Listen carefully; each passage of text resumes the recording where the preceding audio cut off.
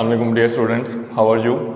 बेटा जी, आज हम एक नया टॉपिक आपके लिए लेकर आए हैं जिसके अंदर हम ये बात करेंगे कि केमिकल काइनेटिक्स क्या होती है और केमिकल काइनेटिक्स हमारी कैसे मदद करती है। अच्छा, आज का लेक्चर शुरू करने से पहले ज़रा 2 मिनट में समझ लें कि हम पढ़ने के वाले हैं। सबसे पहले केमिकल काइनेटिक्स क्या होती है। केमिकल काइनेटिक्स केमिस्ट्री की वो ब्रांच है जिसके अंदर हम ये पढ़ते हैं कि जो केमिकल रिएक्शन है वो कितना तेज़ जा रहा है, यानी किसी भी रिएक्शन की स्पीड के एक रिएक्शन जो हो रहा है वो कितना तेज़ हो रहा है, वो कितनी स्पीड में हो रहा है। तो ये जो हम रिएक्शंस की स्पीड को पढ़ते हैं इसी को बेटा जी हम बोलते हैं केमिकल काइनेटिक्स। तो सबसे पहले तो हमें ये समझ आना चाहिए कि केमिकल काइनेटिक्स क्या होती है। केमिकल काइनेटिक्स मतलब रिएक्शन की स्पीड। अब चले, हमें ये तो समझ आ गया कि रिएक्शन की स्पीड या वो कौन से फैक्टर्स हैं जो रिएक्शन की स्पीड को अफेक्ट कर रहे हैं। बहरहाल आप ऐसे समझ लो कि एक रिएक्शन कितनी स्पीड के साथ चल रहा है वो हमें बताती है केमिकल काइनेटिक्स। अब केमिकल काइनेटिक्स हमारी बहुत जगहों पे मदद करती है, लेकिन आज हम ये समझेंगे कि केमिकल काइनेटिक्स हमारी फूड इंडस्ट्री में कैसे मदद करती है। जैसे फॉर एग्जांपल मान लीजिए कि मेरे पास एक फल पड़ा हुआ है। अब आपको पता है कि फल धीमे धीमे करके पक रहा है, मतलब उसमें कुछ रिएक्शंस हो रहे हैं। तो ये एक अच्छी चीज़ है जिसमें फल पक रहा है। लेकिन एक दफ़ा अगर फल पक गया तो पकने के बाद अगर मैं उस फल को रख दूंगा तो 2, 4, 5, 6 दिन में वो ख़राब होने लग पड़ेगा। तो इसका मतलब यह है कि फिर से उसके अंदर कुछ रिएक्शन चल रहे हैं। तो फल के अंदर रिएक्शन चल रहे थे जिससे पहले वो पक रहा है, फिर और रिएक्शन चल रहे हैं जिससे वो खराब हो रहा है। तो अगर मुझे अब जरा केमिकल काइनेटिक्स मुझे क्या बताएगी। केमिकल काइनेटिक्स मुझे बताएगी कि फल कितनी देर में पका है, मतलब रिएक्शन कितनी स्पीड में चले या कितना धीमे चले जिससे फल इतने दिनों में पक गया, फिर रिएक्शन और इतनी स्पीड में चले या इतना धीमे चले जिससे जो फल है वो इतनी देर में गल सड़ गया, खराब हो गया। जैसे मान लो कि आपका जो फल है वो 5 दिन में पक रहा है और अगले 5 दिन में वो गल सड़ रहा है, खराब हो रहा है। ये किसने बताया? ये बताया केमिकल काइनेटिक्स ने। तो इसका मतलब ये है कि अब आपको ये बात समझ आ गई है कि फल 5 दिन में पक रहा है, तो मतलब आपको जो अपना फल है वो 5 दिन के अंदर अंदर आपको उतार लेना है। कहाँ से? दरख्त से। दरख्त से 5 दिन में आपने फल उतार दिया। 5वें दिन फल उतारने के बाद अब आपको ये बात पता है कि आपके पास कितना टाइम है। अब आपके पास सिर्फ 5 और दिन है, क्योंकि अगले 5 दिन में ये जो फल आपने उतारा है ये खराब हो जाएगा। अब अगर ये खराब हो गया तो फिर तो इसको कोई भी नहीं खाएगा। तो आपके पास 5 दिन है, आपने इस 5 दिन के अंदर अंदर इसको मार्केट में पहुंचाना है और इसको बेचना भी है। चलें अगला स्टेप। क्या केमिकल काइनेटिक्स सिर्फ हमें ये प्लान देती है कि कब हमें फल को उतारना है और कब हमें फल बेचना है? नहीं, ये इसमें भी मदद करेगी कि जैसे 5 दिन में फल पक के तैयार हो गया तो हमने फल को उतार दिया। अब अगले हमारे पास 5 दिन है जिसमें फल खराब होने वाला है। केमिकल काइनेटिक्स हमारी मदद करेगी। केमिकल काइनेटिक्स हो सकता है कि इस 5 दिन को मजीद 10 दिन में कन्वर्ट कर दे, यानी वो फल जो 5 दिन में खराब हो रहा है।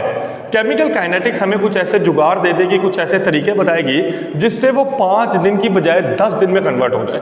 तो अब आपका जो फल है वो 10 दिन में खराब होगा, जिससे उसे बेचना और ट्रांसपोर्ट करना ज़्यादा बढ़िया और ज़्यादा आसान हो जाएगा। तो आज हम इस लेक्चर के अंदर यही सब बातें करेंगे। क्लियर है? तो आइए आज के लेक्चर की शुरुआत करते हैं। अच्छा, सबसे पहले बेटा जी हम जरा बात कर लेते हैं कि केमिकल काइनेटिक्स क्या होती है। सबसे पहले केमिकल काइनेटिक्स की डेफिनेशन आपके बुक में लिखी हुई है, मैंने पूरा टॉपिक आपके सामने लिख दिया। केमिकल काइनेटिक्स क्या है? The study of reaction rates. इसमें हम पढ़ते हैं रिएक्शन के रेट्स। रेट्स का बेटा मतलब होता है स्पीड। तो इसके अंदर हम पढ़ते हैं रिएक्शन की speed and the factors which affect these rates, यानी दूसरे लफ्जों में इसमें हम पढ़ते हैं कि रिएक्शन कितना तेज जा रहा है, रिएक्शन की स्पीड क्या है, ये पढ़ा जाता है केमिकल काइनेटिक्स में। अब केमिकल काइनेटिक्स की इंपॉर्टेंस क्या है? मैंने अभी आपको बताया था ना कि अगर हमें ये पता चल जाए कि फल कब पक रहा है, फल कितने दिनों में खराब हो रहा है, तो हम एक प्रॉपर प्लान तैयार कर सकते हैं। यही यहाँ पे लिखा हुआ है। कहता है the rates of chemical reactions which are involve during the food ripening and food spoilage. 2 बात हमने समझनी है। सबसे पहले कि फल कितने दिनों में पक रहा, राइपनिंग, और फल कितने दिनों में खराब हो रहा है, are studied for different types of fruits and vegetable. तो डिफरेंट तरह के फ्रूट्स या वेजिटेबल्स हैं उनको स्टडी किया जाता है। द इंफॉर्मेशन दस ऑब्टेन्ड। अब जो इंफॉर्मेशन आपको मिली है कि फल कितने दिनों में खराब होगा या कितने दिनों में गले सड़ेगा, फिर can determine the optimum condition for harvesting. हाँ, तो इससे अब आप एक प्रॉपर प्लान तैयार कर सकते हो कि फल को कब काटना है। हार्वेस्ट का मतलब होता है काटना, उतारना। स्टोरेज, उसको स्टोर कैसे करते हैं, एंड ट्रांसपोर्ट, और उसको कितनी जल्दी ट्रांसपोर्ट करना है। फिर और food products by studying the rates of enzymatic reactions. अच्छा एक छोटी सी बात और बेटा जरा तो देखिएगा, मान लीजिए कि ये मेरे पास एक सेब है और ये सेब कच्चा सेब है, अनराइप एप्पल। अब बेटा इसके अंदर कुछ एंजाइमेटिक रिएक्शंस होंगे। अच्छा एंजाइम्स क्या होते हैं? एंजाइम हमारे पास होते हैं बायोलॉजिकल कैटलिस्ट, ये किसी भी रिएक्शन को तेज कर सकते हैं। जिस तरह केमिस्ट्री में कैटलिस्ट होते हैं ना, इसी तरह बायो के अंदर होते हैं एंजाइम्स। एंजाइम्स वो प्रोटीन्स हैं, वो केमिकल्स हैं जो रिएक्शंस को तेज करते हैं। तो अल्लाह ताला की तरफ से फलों के अंदर ऑलरेडी एंजाइम मौजूद होते हैं। तो ये एंजाइम्स क्या करते हैं? रिएक्शन को तेज कर देते हैं, जिससे कच्चे फल पक जाते हैं। तो अभी क्या हुआ? कच्चा फल पक गया एंजाइमेटिक रिएक्शंस की वजह से। अच्छा सेब को पकने में रफली कितनी देर? 4 से 6 महीने लग जाते हैं सेब को पकने में। अब जैसे बेटा सेब पकता है तो सेब मीठा हो जाता है, यानी फ्रूट राइपनिंग है क्या? फ्रूट राइपनिंग जिसमें फल मीठा हो रहा है, सॉफ्ट हो रहा है, नरम हो रहा है, उसका कलर एकदम बढ़िया हो रहा है। कच्चा जो सेब होता है उसका कलर ग्रीन होता है, लेकिन जो पका हुआ होता है उसका कलर एकदम रेड होता है, और वो नरम होता है, बहुत मीठा होता है और जायका भी बहुत बढ़िया होता है, फ्लेवर होता है। इसको हम बोलते हैं फ्रूट राइपनिंग। अच्छा ये जो फ्रूट राइपनिंग हुई है ये किसने करवाई है? ये करवाई है एंजाइमेटिक रिएक्शंस ने। अच्छा इसके अलावा ऑक्सीडेशन और माइक्रोबियल ग्रोथ। अच्छा ऑक्सीडेशन और माइक्रोबियल ग्रोथ से होती है फूड स्पॉइलेज, यानी चीज़ें खराब होती हैं, फूड स्पॉइलेज। जैसे अभी मैं थोड़ी देर तक आपको बताऊंगा कि जो मक्खन होता है, मक्खन की ऑक्सीडेशन हो जाती है जिससे मक्खन खराब हो जाता है। या आपको पता है माइक्रोबियल ग्रोथ, फलों के अंदर अगर जरासीम ज़्यादा सारे आ जाएंगे तो वो खराब होने लग पड़ेंगे। यानी अब आपको ये बात समझ आ रही है कि हमें एक प्रॉपर प्लान मिल रहा है कि फल कब पक रहा है, फल कैसे पक रहा है, फल खराब हो रहा है तो कैसे खराब हो रहा है, क्यों खराब हो रहा है, कितने दिनों में खराब हो रहा है। ये सारी बातें जब हमको पता लग जाती हैं तो हमारे लिए प्लान बनाना आसान हो जाता है। सबसे पहले फ्रूट राइपनिंग क्या है? बेटा fruits and vegetable ripen owing to the reactions which involve enzymes. कहता है फल और सब्जियां इसीलिए पकते हैं क्योंकि उनके अंदर रिएक्शंस होते हैं और उन रिएक्शंस को करवाते हैं एंजाइम्स। एंजाइम उन रिएक्शन को बेसिकली तेज करते हैं, करवाते हैं, तेज करते हैं, आप ऐसे समझ लो। These reactions convert starches into the sugar।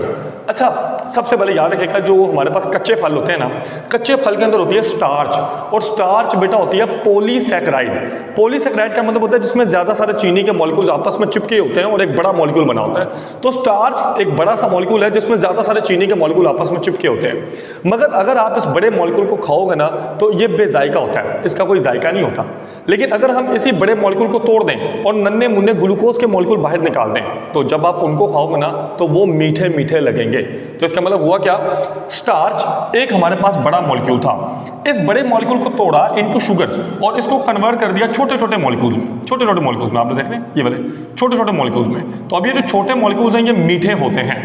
तो इसका मतलब ये है कि जब फल पक रहा होता है तो उसके अंदर स्टार्च किस में कन्वर्ट हो रहा है? शुगर में कन्वर्ट हो रहा है। सॉफ्टन टिश्यूज, अच्छा जो फल के टिश्यूज हैं वो एकदम सॉफ्ट हो रहे होते हैं, नरम हो रहे होते हैं। एंड डेवलप कैरेक्टरिस्टिक फ्लेवर, और एकदम बढ़िया खुशबू आ रही है, बढ़िया उसके अंदर फ्लेवर आ रहा है, उसका जायका आ रहा है। एंड कलर, और कलर भी बहुत अच्छा आ रहा है। With the help of rate of these enzymatic reactions. अब वो कहते हैं इन सारी चीज़ों को गौर से देखकर कि फल कितनी देर में पक रहा है, farmers can predict when the product will reach at its peak quality. जो फार्मर्स होते हैं या फूड साइंटिस्ट होते हैं वो ये देख सकते हैं कि यार फल कितनी देर में अपनी पीक क्वालिटी में यानी सबसे टॉप लेवल पे पहुंच जाएगा। फिर क्या होगा? एंड रेडी फॉर हार्वेस्टिंग, और कब हमें फल को काट लेना चाहिए, दरख्त से उतार देना चाहिए। फॉर एग्जाम्पल मिसाल के तौर पर the rate of production of ethene. अच्छा सबसे पहले ये ईथीन क्या होती है? ईथीन बेटा एक गैस है। जिस तरह हमारे इंसानों के अंदर हार्मोन्स पाए जाते हैं जो कद को लंबा कर देते हैं, जैसे ग्रोथ हार्मोन हो गया, सोमेटोट्रोफिन हो गया, दाढ़ी मूंछ उगा देते हैं, टेस्टोस्टेरोन हो गया, फीमेल्स को फीमेल्स बना देते हैं, एस्ट्रोजन प्रोजेस्टेरोन हो गए। तो ये हमारे अंदर केमिकल्स हैं, हार्मोन्स हैं। तो जिस तरह हमारे अंदर जो हार्मोन्स और केमिकल्स जो हमें जवान कर रहे हैं, बच्चे से जवान कर रहे हैं, तो इसी तरह पौधों के अंदर भी हार्मोन्स और केमिकल्स पाए जाते हैं, जैसे ऑक्सिन है, गिबरेलिन है, साइटोकाइनिन हैं, जिनको आप बड़ी क्लासेस में जाकर पढ़ोगे। इन्हीं हार्मोन्स या इन्हीं केमिकल में से एक केमिकल है ईथीन, जो पौधे को जवान करता है, पकाता है, कच्चे फल को पकाता है, ईथीन। अब अगला स्टेप, फॉर एग्जाम्पल मिसाल के तौर पर the rate of production of ethene. अब हमने ये देखना है कि ईथीन कितनी बन रही है। During ripening can be monitored. बेटा स्पेशल गैस डिटेक्टर्स होते हैं, वो ये चेक करते हैं कि ईथीन कितनी बन रही है। मान लो कि जब एक फल पक जाता है तो उसमें ईथीन ज़्यादा बनती है, और जब एक फल कच्चा होता है तो उसमें ईथीन कम होती है। तो अब हमें कैसे पता चलेगा कि फल पक चुका है? तो हम वो गैस डिटेक्टर लेकर जाएंगे।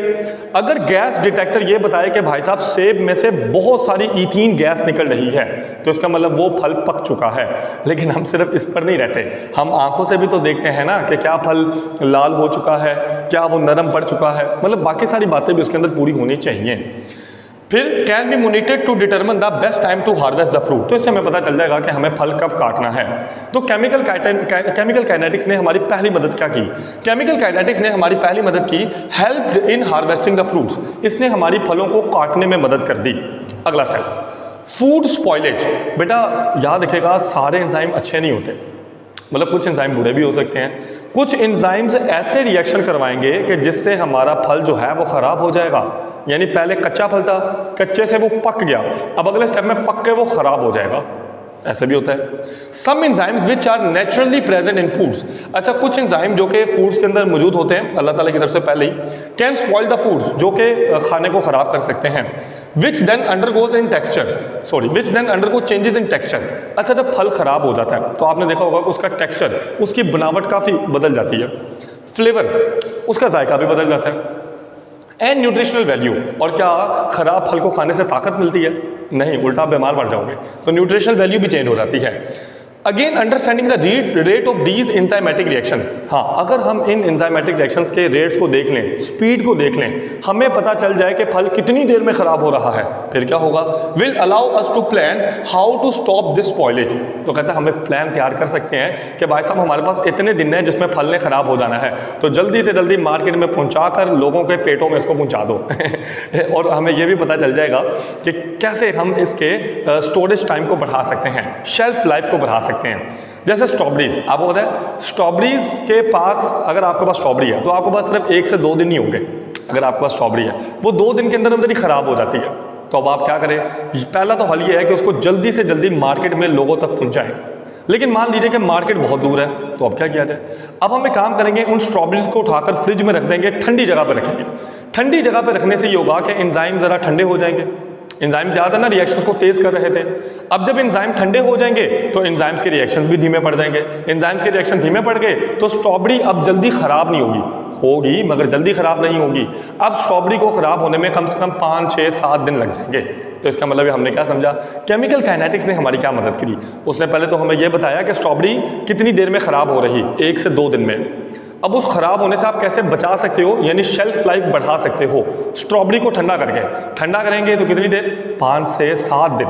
तो आपने काम करना है, जब भी स्ट्रॉबेरी को एक शहर से दूसरे शहर भिजवाना है, उसको अच्छे से ठंडा कर लें। ठंडा करने के बाद उसको फ्रिज के अंदर रख के भिजवा लें, ओके, बल्कि पूरा फ्रिज भिजवा दो।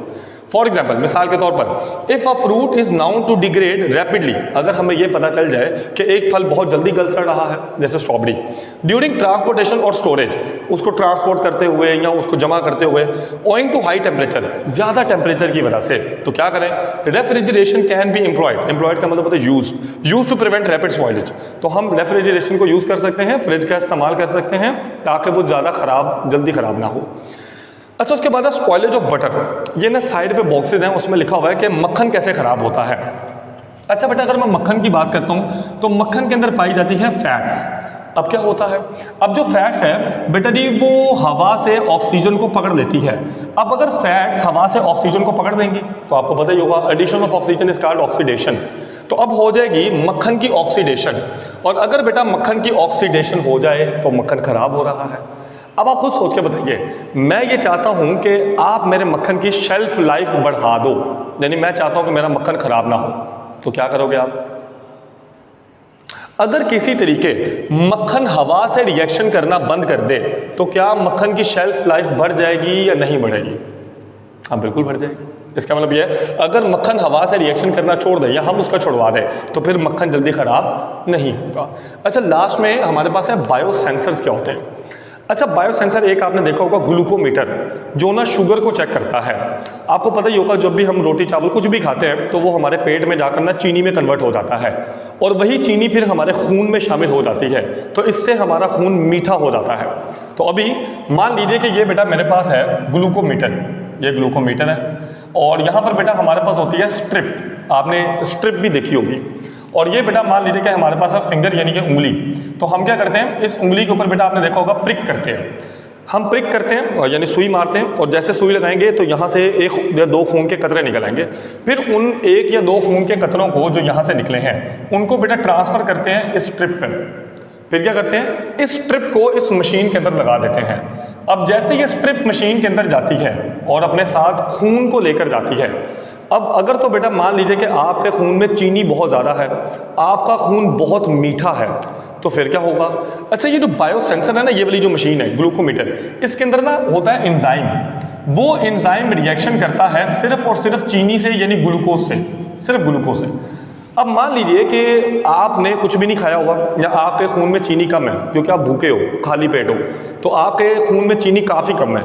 अब चीनी काफ़ी कम है तो एंजाइम भी थोड़ा रिएक्शन करेगा आपके ब्लड के साथ, तो चीनी का लेवल भी कम आएगा, हो सकता है 99 आ जाए, 100 आ जाए, 120 आ जाए। लेकिन मान लीजिए कि अगर आपने मिठाई खाई हुई है मतलब आपने कुछ ज़्यादा मीठी चीज़ें खाई हैं, अब ज़्यादा मीठी चीज़ें खाओगे तो खून ज़्यादा मीठा हो जाएगा। अब खून मीठा हो गया, उसमें चीनी ज़्यादा है तो ज़्यादा एंजाइम उससे रिएक्शन करेगा जिससे आपका शुगर लेवल ज़्यादा दिखाया जाएगा। तो ये बेटा होता है बायोसेंसर।